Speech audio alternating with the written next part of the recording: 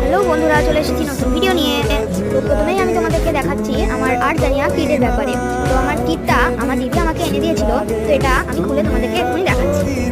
First এখানে brush pen রয়েছে, আর এখানে ডমসের অ্যাক্রিলিক কালার্স রয়েছে, আর এখানে রয়েছে আমার পেস্টিল, আর এখানে স্কেচ করার রুলসগুলো রয়েছে, আর এখানে রয়েছে ইরেজার।